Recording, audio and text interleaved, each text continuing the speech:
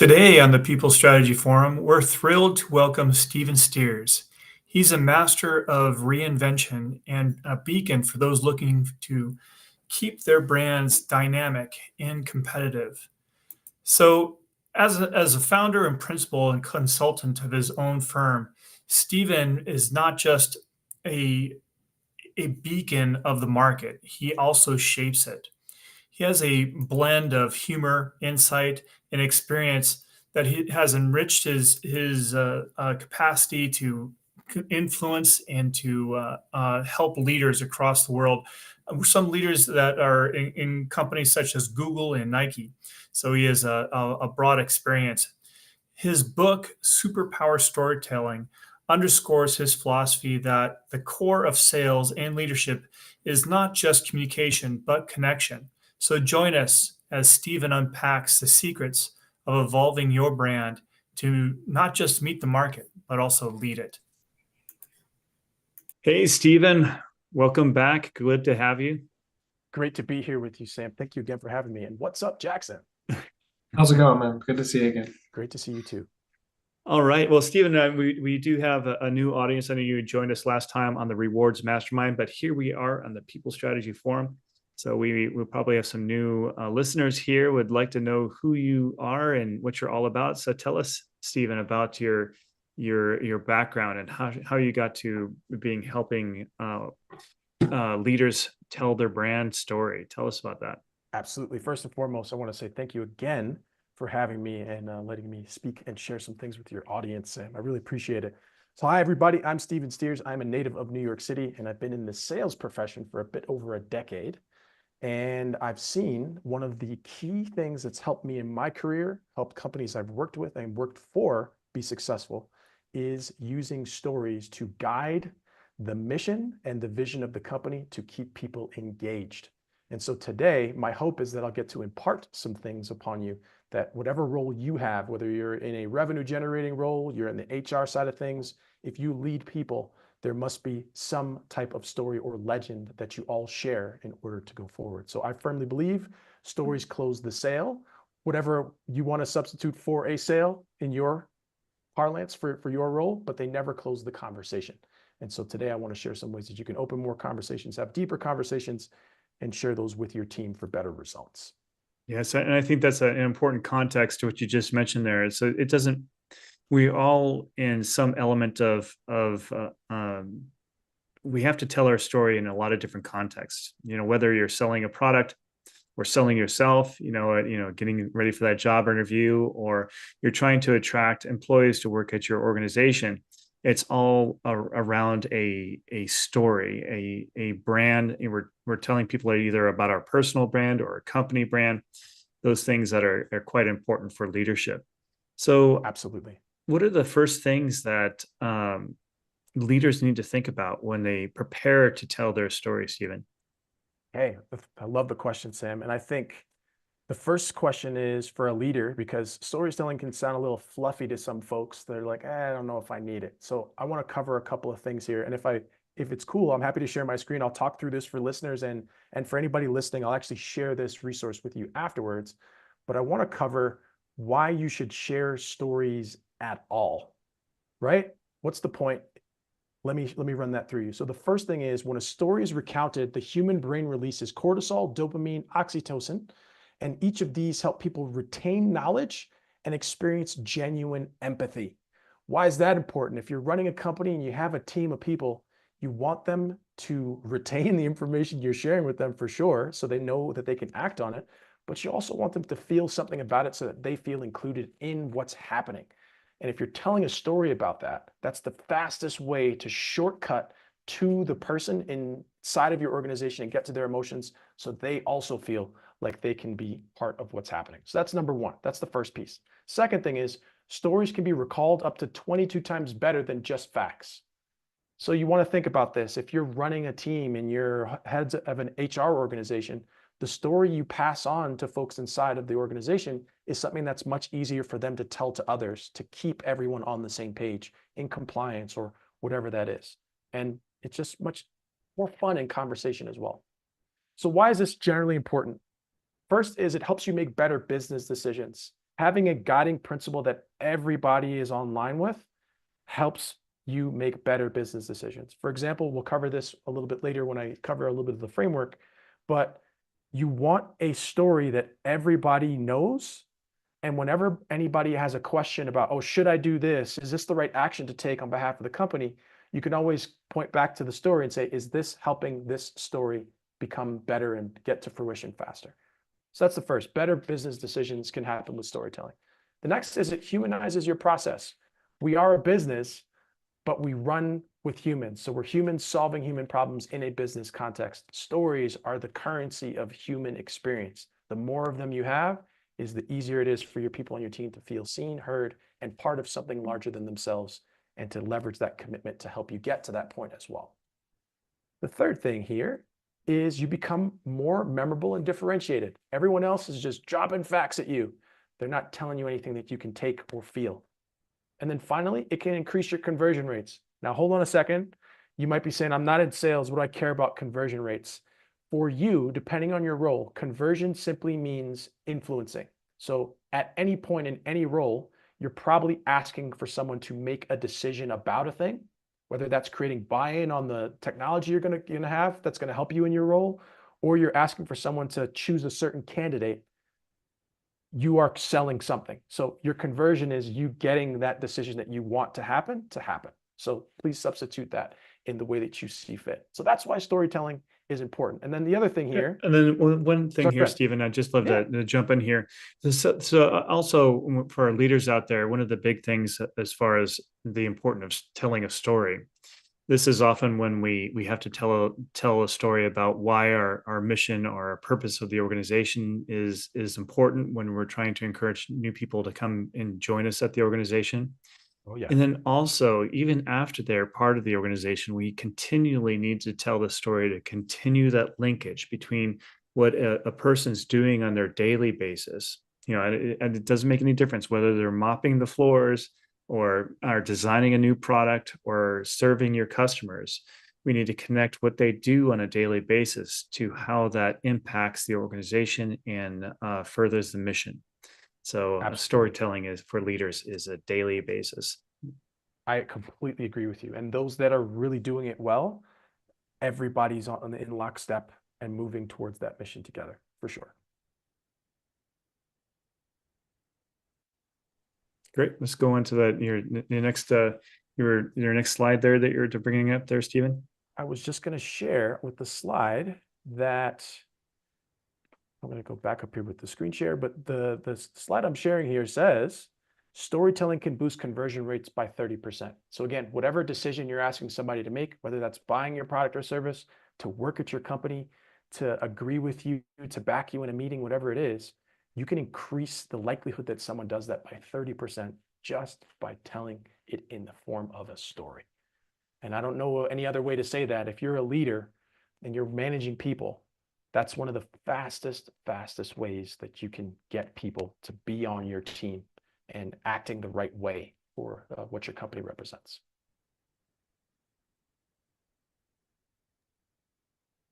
So when we're, of course, I mean, stories are a part of our daily life, and I know that Stephen and you are, you do stand-up comedy. That might be some things that some people or our listeners may not be used to, but stand-up comedy is a great way to like weave our daily stories, our what's going on in our lives on a daily basis, and kind of share that narrative with people, to make them feel more connected and so forth. But some of our leaders out there may be thinking that, geez, well, that takes a certain level of vulnerability. And so what really connects stories, the stories that we tell, what really makes them resonate with the people that we're telling them to? Yeah, great question. I think it's the context in which you're telling the story. So I'm going to jump a little bit around here too, but I will share screens on this. I have a framework I call the superpower storytelling framework. And everything I'm going to share from here is part of a vignette from my book, Superpower Storytelling, where I cover this framework ad nauseum with lots of examples and stories. But we're going to skip ahead here. There's 4 questions you should ask before you tell any stories, especially as a leader, right? You want to provide the right context to people. So the first question, and I'm going to share screens on this too. And again, I will share this resource with you, Sam, so you can give it to your audience. They are the following, and I'll give you an example. So the 4 questions you need to ask, it starts with the first one. What's at stake for those listening? So again, if you're managing a team, why should they care about this thing? Is it going to help them do something better in their job? Is there something big happening in the marketplace that we are uniquely positioned to take advantage of? You need to get people in a mind frame that something hangs in the balance here. So how do we frame that for folks? The next is who's going to win, who's going to lose. These are ways to frame it. And then what happens if no action is taken? Stakes add emotion and help people pay a little bit more attention to things. So be able to label that in any story you tell as a leader. What's at stake for the people who are going to be listening to you? An example here is AI. We're hearing a lot about AI everywhere. AI is going to disrupt the software business. Are we ready for this? Here's a quick example. The second question you want to answer is, what do your prospects want to learn or achieve about what's at stake? Again, insert prospects as your audience. Whoever you're speaking to, whoever you're trying to convince, whoever you're trying to have be on the same page as you, what do they want to learn or achieve about that thing that's at stake? So think about it. What steps can they take for success? What should they avoid? And what should they be thinking about? These are all ways that you can frame and prime them for the action you want them to take. The other example, how to leverage AI to grow my software business. Is there a way I do that? If AI is going to disrupt, how can I leverage it? Third question is, how do you want your prospects, your audience, to feel about this? So this is a little weird one, but I want to point this out to you. I think it's 95% of purchasing. So again, we're going to substitute purchasing with just decision-making in general. It's not necessarily buying. 95% of decisions are made subconsciously, which means we are making them with our emotions. Animal brain is in full display when decision-making is present. If you're going to tell a story, you're going to get people in a space where they're ready to make a decision if you can label the right emotion to put them into to get to that decision-making point. As a leader, you want to share stories that get people to feel something, because when you feel something is when you take action. And then finally, one more example here. Those that don't make the necessary changes will be left behind. This is how you might frame that question for your audience. And then the final question, as a leader, you want to tell your prospects and your audience what to do next. Confused people do not take action. So now that you've shared your story, you told them what's at stake, you told them what they're going to learn or achieve about that thing, and you've labeled the emotion, tell them what to do next. And if you've labeled that clearly, you've got it really well outlined. And again, 65% of information is retained when shared through a story. So you don't have to worry about as much of them forgetting what you said if you can tell it with a proper story. So those are the 4 questions I would say any leader should ask if they're going to tell any story. And that should give them some good context on what story to tell that they can leverage with their company. Yeah, so I think the learning here for our leaders is basically, when we're telling a story, of course, we're telling it for a purpose, right? So there's first is establishing that emotional connection, so that somebody can remember, because we know when we're telling a story that interacts with our senses, of as far as our experiences, or it creates an emotional reaction, we're more apt to remember it, right? And then the next is what is the purpose of the story, and how do we want to drive action, given that we've told the story? Is it we're trying to get somebody to join our company, or is it trying to have somebody perform better or feel more connected with the clients? There's a lot of different reasons. So making sure that we're articulating the moral, I guess you could say, of the story is important, so somebody can take action from it. That's it. Absolutely. It's providing the frame. So Stephen, you're talking about that. I mean, all this kind of originates from your book. When you're thinking about just storytelling overall and why you wrote the book, what was the real driver that you were trying to get to when you're who's the audience that you're trying to appeal to? So the tagline at the bottom says, a tactical guide for telling the stories to lead, sell, and inspire. So I've worked with a lot of founders in my career, and I work with a lot of sales teams. And across that board, it's for anyone who is working to convince somebody to take an action. The plainest way to say it is for revenue folks. But again, if you are a leader, you're working to convince people to continue to produce or move forward or stay at your company or whatever that is. So I wrote the book because I saw in my consulting life the amount of times that folks just lead with product. They sling products around, they talk about features and this, that, and the other thing. And not saying that those are unimportant, but they're not nearly as important as the outcomes people get from agreeing to work with you or buying your solutions. And so I saw a lot of friction from folks who are like, oh, no one's buying my stuff. And when I would listen to their demos, it's like, dude, you didn't ask them any questions about them.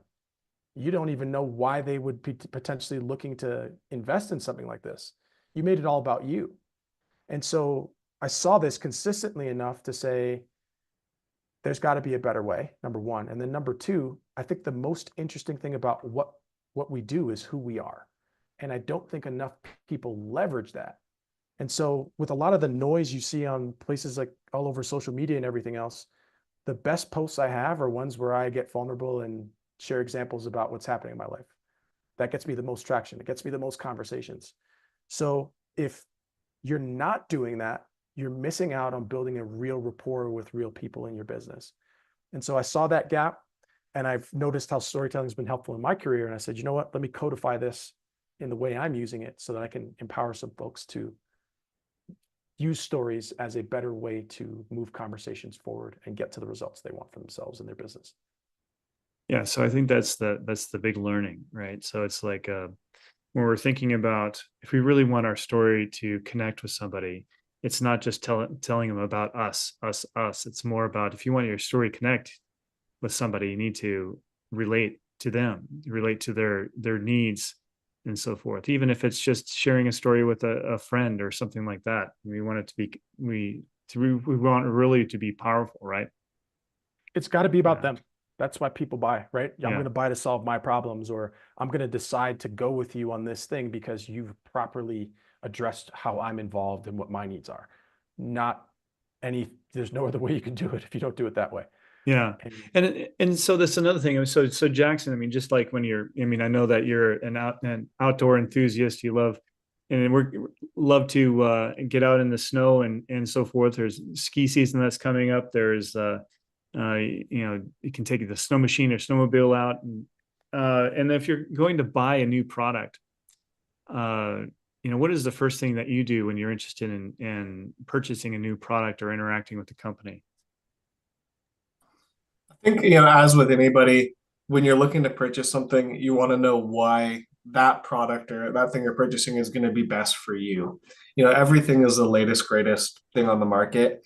This one can go the fastest, or this one can jump the highest, or this one has the most features. But what does that mean to me? And that really aligns with what Stephen is saying.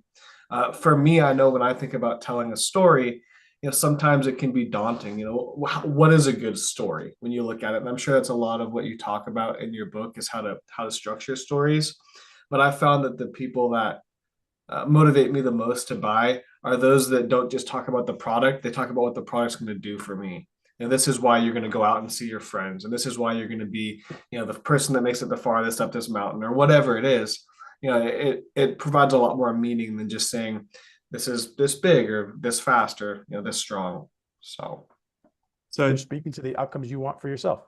Right. Yeah, and I exactly. think that what's one thing that's clear is that our consumers today have the ability, whether you're looking for a job or whether you're trying to buy a product. I mean, they people do their research first. They don't just just stumble upon, oh, well, this looks okay, let's just talk about this and buy it. I mean, they want to know, hey, what's going to help me, as to what Jackson was saying, what's going to help me, climb this hill faster or make better turns or whatever it may be for what you're trying to achieve in your own personal life. If it's the business, you're saying, okay, well, are they going to are going to provide the right opportunities? Is this company aligned with my beliefs? And so we're doing that research ahead of time. And then so when we're coming to a conversation with a leader or a salesperson or whoever it may be that is a part of that organization, we already have a set of knowledge about what that organization is all about or what that product provides. So the opportunity there is really that it goes to that connection. Well, how do we how do we really validate, how do I get validation from what I read compared to what this agent at the company or leader at the company is saying? So I think that that's the next step of that process of convincing somebody, is that once they have their interpretation or their data from their resources, from the friends they've spoken to, or the research they've done on the web, the next thing that they want to do is to validate that information. Well, is this actually true? And talking to somebody at that organization, whether it be a salesperson or a leader, is a good way to do that validation. I think absolutely you're spot on, Sam. And one thing I'd add too is the whole reason we really actually tell a story and use a story, especially as a leader or maybe even in sales, is to better help the listener tell their own story.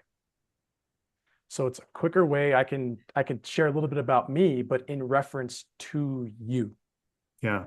It's not me bloviating for my own sake. It's like, hey, this is how this affects you. And if you can properly outline how that is and make the person feel seen, you can help them make a decision. Mm-hmm. Right. Well, stories are definitely powerful, but I guess when you're thinking about the other pieces in your book that you mentioned there, Stephen, as far as the importance of developing that brand and communicating that story, what are the pieces that leaders need to know to ensure that that story really sticks and resonates with people? I mean, we talked about the emotional context. We talked about, validating and in confirming, the main parts of that story that are the intent, and then taking action. Are there any other elements that we're missing out on? I think the types of stories that you have and you need to lead. So I'll pop the screen on here really quick and I'll share. So a question I get all the time is, I don't know what stories I should be telling. So let me assuage that little bit of fear for you and give you the 3 stories you already have right now.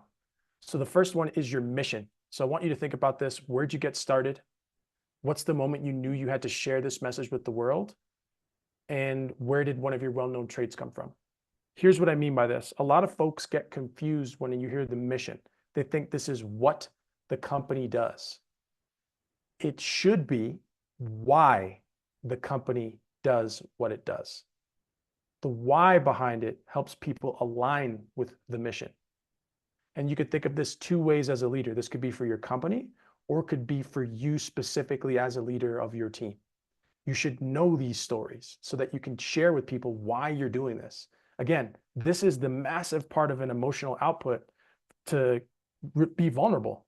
Because imagine if you run a business like some of us listening here, it's one of the most stressful and difficult propositions. It's fulfilling in many ways, but it's so hard. We could potentially, depending on how successful we are, be making more money working inside of a company instead of choosing to be the leader that we are in this company. Why did you choose to stay here instead of going to just get a job? Right. That's something I want to know if I work with you. That Here's helps the- me endear myself to you.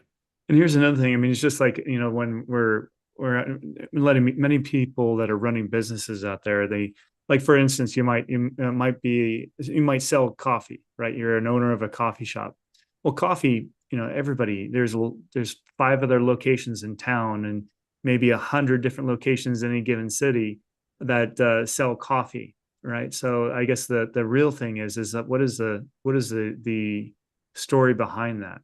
I mean, what is why do you do that? That's what really differentiates us from others. And is it really driving down, Stephen, into how we are differentiated, or is there other factors involved? I think there's other factors as well, but again, if you were to look, I'm sure you and Jackson could look at many businesses and you're like, I don't know why this person's doing this. I have no clue. It makes you a differentiated person because you understand why you're doing things. And what does that translate to as a leader? You can help other people understand why they're doing what they're doing. And that alignment creates a cohesive team. And so that's where I'd say it's one of the most important pieces. Other factors to consider here are as well, when you're telling a story like this. So when would you be sharing a mission? I think when you're onboarding somebody, they're a new member of your team, this is the perfect time to let them know, hey, we're grateful to have you here. Here's why I'm doing this. Now I'm on the same page as you. So I think context is really important for the type of story. But I say that to say there's 3 types of stories. You already have this. And I'm willing to bet you haven't sat down and asked yourself why you're doing this. And I'm willing to guarantee when you talk to your team and this question comes up, you're going to get a lot more resonance and respect out of the team because you're aware of what's getting you up in the morning that has you do this particular task. So Right, what so are that's the go other ahead. types of stories that we need to, you mentioned that there's 3. This is mission is the first one. What's the Yep. second? Mission is the first, which is why you're doing what you're doing. The second story is your vision. So what does it look like when your mission is completed? What is it you want to bring into the world? Who do you want to empower? The larger this vision, the easier it is to draw attention to the vision, and the more likely it is that you can attract high quality talent that dreams big because they want to impart their blood, sweat, and tears to making this bigger thing happen. So once you've labeled why you're doing this thing, you're now able to say, because I'm doing this, here's what it looks like when we've completed this. I would love to have your skills and abilities lend to this big thing. Now we've got deep emotions, deep understanding, and deep vision for where we're going. And I say vision stories are super, super important for leadership because this is the thing that you can always point back to as the thesis for every action we take inside of a company. So for example, you're managing a team of 12 and you're having 2 of your account managers are coming up and asking, hey, is this the right decision to make? You want to empower those folks to make great decisions. You would then say, here's our vision. Is what you're thinking about doing helping this happen fast? And then they can run that through their own whys and everything else to say, actually, you know what? It's important, but it's not as important as doing this. This is going to help this go faster. And now we've created parity of action, parity of vision, and move people to the right appropriate action because we have a unifying thesis of why we're doing what we're doing and what the picture looks like when it's completed. So is it like the vision is, like if we're just saying we're selling shoes, the vision is hey, wear our shoes and you will be a champion, kind of like that is the vision being the champion. Whereas when we're thinking about the mission, it's why we develop these shoes to help people become champions. Is that about it? That could be one way to say it, or you could say why I got shin splints in the state championship on the 4th lap, the last lap of the race, and my shin splints were so bad that I fell over and lost my first place lead and wound up getting 3rd by crawling to the line. I had to do research to figure out what was happening here. And I developed these shoes because they prevent shin splints, they strengthen your ankles and strengthen your joints. So anybody who's out there on the track can have full-on confidence that when they're running, their ankles and their legs are going to support them to win. And my vision is to get these shoes on the feet of 2 million athletes worldwide to build championships from the foot up. Excellent. Thank you for clarifying that, Stephen. That's perfect. Cool. And what is So that's- the final question that we're going to talk about today? The final story you have, these are my favorites, and these are the toughest ones, but I think the most valuable. They are your milestones. So it's mission, vision, and milestones are the 3 stories. So think about this as what's some of the most challenging things you've been through in your life. So again, we talked about why you're doing something. On the slide, I didn't speak through it, but the reason I do what I do is because I got let go from a sales gig where the founder sent me an email after blowing me off when I left and told me how much I got the short end of the stick while I was at the company for the couple of years I was there. And I said, this is horrifying. I want to work to make sure that this doesn't happen to anybody else. So that's my why I do what I do. But milestones are how you've gone through really difficult scenarios and different things. As a leader, you've probably experienced some of the difficulties that your team is experiencing right now. Label those things and talk them through how you've gone from difficulty to triumph, or even when you've failed. It creates a much more human dynamic with you. And if you've gotten past it, there's chances are that that person also feels like they can as well. Remember, helping them better tell their own story. Talk through how you overcame it and what you learned, the lesson that you got out of it. Now, there's two ways to think about milestone stories. There's you as the leader, as the individual, and then there's also for your customers or people that you affect. So for example, you could talk about your own milestones, or you could talk about milestones of people you've managed in the past and how they've been through difficult things and how you've helped them understand and move forward. So milestone stories are the most human of all of them. And that's where you're going to have the deepest resonance with people, because it's you sharing your own stories and how you've accomplished things. But those are the stories I recommend leaders tell: their mission, vision, and milestones. That's great. Thank you so much, Stephen, for sharing those three main stories with our leaders today. So Absolutely. as we wrap up, what are the things that you want our leaders to walk away from this discussion with? Absolutely. I'd say the first thing is you have a great story to tell and your team needs to hear it. Especially in weird times like this, I talk to founders, entrepreneurs, and revenue leaders every single day. And it's been a strange year for a lot of folks in B2B and in business. Stories are what keep people together through the tough times. So I'd say if you are a leader and you want your team to stay with you and you want to encourage your team, a story is a great way to start. You might be asking, well, how do I start? I'll give you the same advice I give everybody. Start with a story bank. What I mean by this is get a pen and pad or get a Word document and just start throwing stories down, interesting things from your life that you'd like to remember, that you think are interesting. Then run them through those 4 questions we talked about.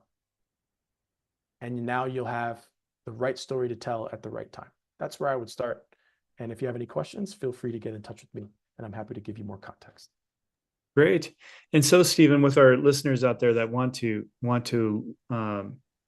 learn more about storytelling and telling those right stories and putting them in the framework, how can they get a hold of you? And also, where can they find your book? You can get my book on Amazon or directly from my website. My book is called Superpower Storytelling, and my name is Stephen Steers. All the S's that you want, they're all there. You can get in touch with me on LinkedIn if you'd like. But if you want resources, as in these slides that we've covered or other places, you can go to stephensteers.com/podcast, and all of them will be there for your download pleasure. Thank you so much, Stephen, for joining us today and speaking to our leaders. This is a great discussion. Thank you. Thank you very much for having me, Sam, and great to be here with you as well, Jackson. Have a good one. You too. Take care.